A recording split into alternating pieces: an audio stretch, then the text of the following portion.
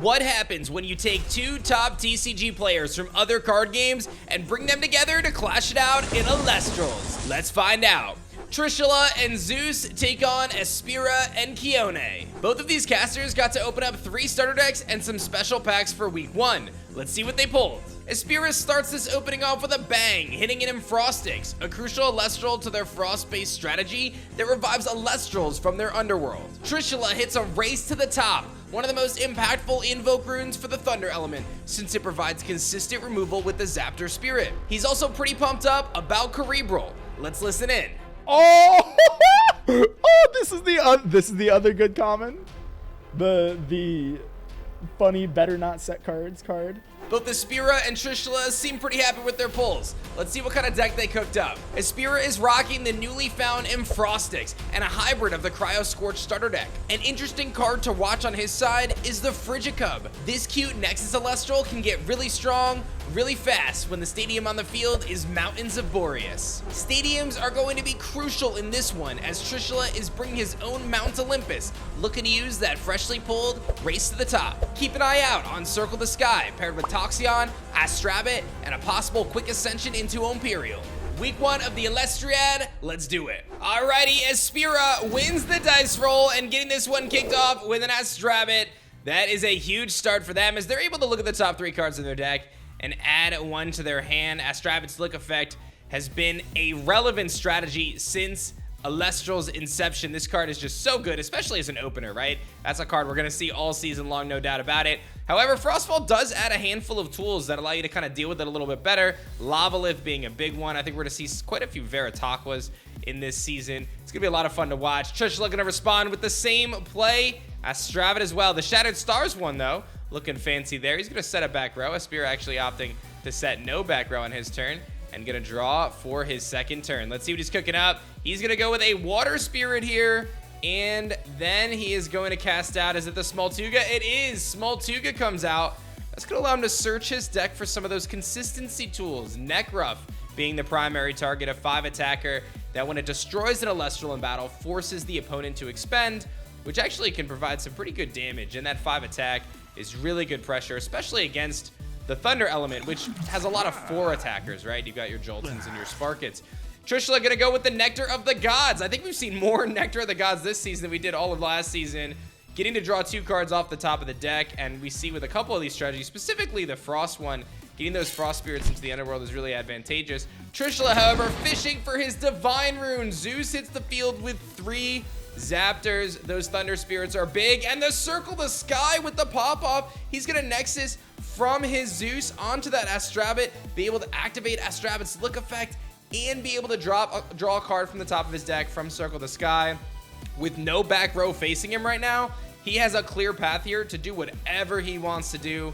Gets that Astrabit effect after the draw. You can see he's down to 13 Spirits, but, you know, 4 of those are still on the field. So in a pretty good position here. Gonna opt to Disenchant, and it looks like he's gonna hit the stats, the attack and defense stat of one of those Elestrals. Jolton comes out. That's big, right? We talked in the kind of team builder here about how important these stadiums were going to be, because getting that +1 for your Elestrals, getting those advantages, and most importantly, keeping Espira from having that Mountains to help out some of his Frost Elestrals is going to be pretty crucial. Jolton, because of the drop from Zeus, able to take out the Rabbit here, and that Smoltuga, while it's a really strong defensive Elestral, it's not going to really put on any pressure here. Trishula opting to not use the Mount Olympus, which means that this Neckruff can attack over the Jolton, and I love what Espira just did there, going for the Misenchant on the Neckruff, using a Thunder Spirit instead of a Fire Spirit. So he doesn't benefit from the effect, but understands that he's going to be able to get the attack buff very soon if that Mount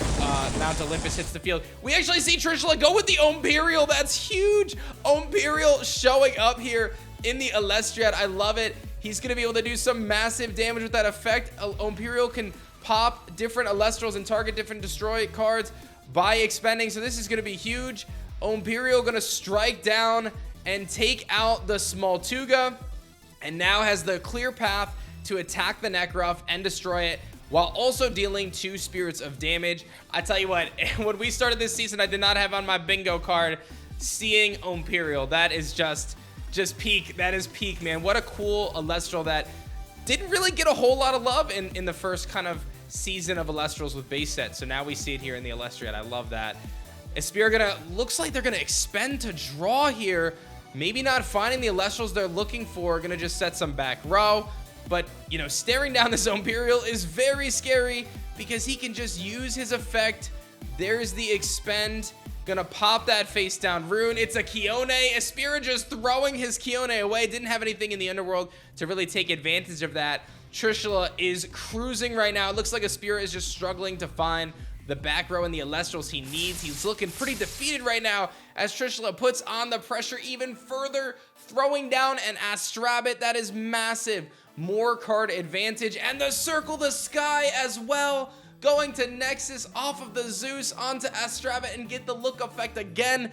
This is just piling it on. Trishula down to just 7 spirits, but think of the card advantage that he is brewing. He's got this incredibly powerful Imperial that can destroy cards every single turn. He's got this Astrabit that's getting loaded up, and now after the reinforcements of the Rabbit, he's gonna be sitting with 3 back row as Espira is forced to take, I believe, 5 spirits of damage here.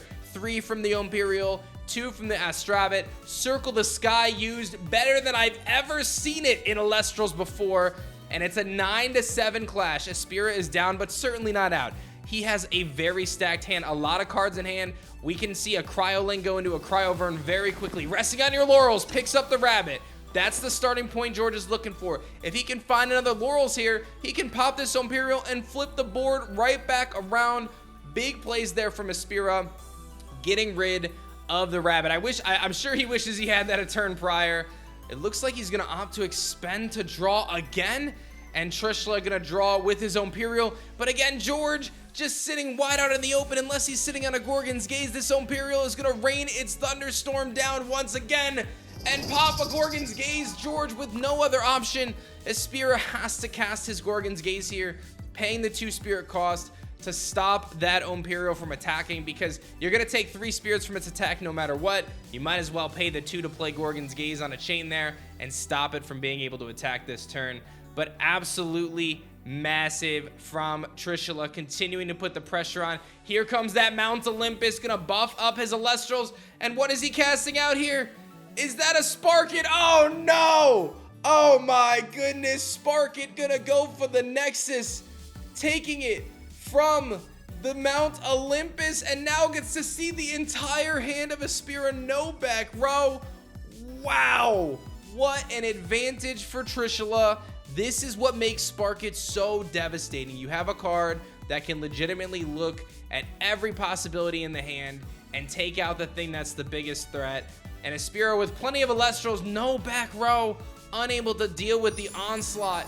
And Ambrosia from Trishula gonna heal up 3 spirits and give him into a much safer range as he approaches the tail end of this game. You always gotta be careful of eruptions. We didn't see it from Espira there, but if you're Trishula, you've gotta be very mindful of that potential play, because if you get caught off guard by an eruption, that's a pretty rough way to toss a game where you're otherwise seemingly in control here. Sparkit hits for 2. Espira down to just 3 spirits, gonna draw for his turn. Imperial raining terror down on this field right now. Absolutely incredible.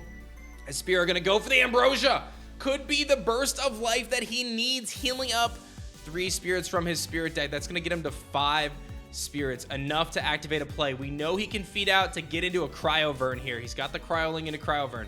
That's gonna be able to put some pressure on the Sparkit. I think the biggest question mark here for Espira is how are you handling those 3 back row face down runes? You just don't know what that's gonna be. He's gonna go for the Cryoling play, forced to activate into Cryovern on the main phase. Gonna get that Cryovern out onto the field, and now can try to put some pressure on, at the very least, towards that Sparkit. He's gonna go for the attack on a Sparkit. Very quickly, Trishula responds with a Shield of Achilles. That is going to bounce him back right to his hand and leave an open field for Imperial and Sparkit to just destroy anything that's left. The handshakes are out. Trishula with a dominant performance behind Circle the Sky and Imperial. Things I never thought I'd say in the Elestriad. An incredible clash. I hope you guys enjoyed that clash. That was crazy. Make sure you guys like and subscribe. Another one comes tomorrow.